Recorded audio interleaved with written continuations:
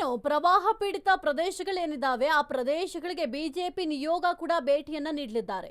R Ashok ಆಗಿರಬಹುದು, B Y Vijayendra ನೇತೃತ್ವದ ತಂಡ ಭೇಟಿಯನ್ನ ಕೊಡುತ್ತೆ. ಪ್ರವಾಹ ಪೀಡಿತ ಪ್ರದೇಶಕ್ಕೆ ಬಿಜೆಪಿ ನಿಯೋಗಗಳು ಭೇಟಿ ಕೊಡುತ್ತೆ.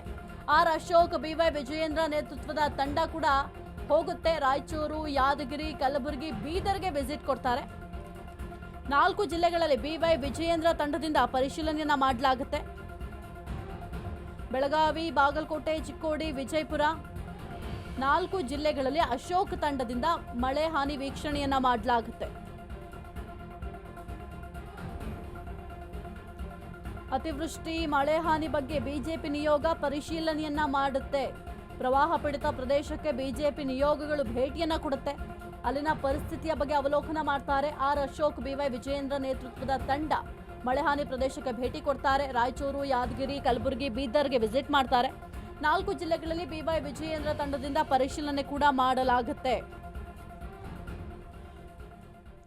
ಶಾಸಕರು, ಸಂಸದರು, ಎಂಎಲ್ಸಿಗಳ ನೇತೃತ್ವದ ತಂಡ ಸದ್ಯಕ್ಕೆ ನಾಳೆ ಭೇಟಿಯನ್ನ ಕೊಡ್ತಾರೆ. ಇನ್ನು ಬಿಜೆಪಿ ನಿಯೋಗ ಎಲ್ಲರೂ ಕೂಡ ಹೋಗಿ ಅಲ್ಲಿರುವಂತಹ ಸಮಸ್ಯೆಗಳೇನು, ಅಂದ್ರೆ ಏನೆಲ್ಲ ಆಗ್ತಾ ಇದೆ, ಜನರಿಗೆ ತೊಂದರೆ, ಇದರ ಜೊತೆಗೆ ಸರ್ಕಾರದಿಂದ ಯಾವ ರೀತಿ ಸ್ಪಂದನೆ ಸಿಕ್ಕಿದೆ ಅದೆಲ್ಲದರ ಬಗ್ಗೆಯೂ ಕೂಡ ಅಲ್ಲಿ ಸ್ಥಳೀಯರನ್ನ ಮಾತನಾಡಿಸುವ ಕೆಲಸವನ್ನು ಕೂಡ ಮಾಡ್ತಾರೆ. ನಾಳೆ ಕಲಬುರಗಿಗೆ ಸಿಎಂ ಸಿದ್ದರಾಮಯ್ಯ ಅವರು ಹೋಗ್ತಾರೆ.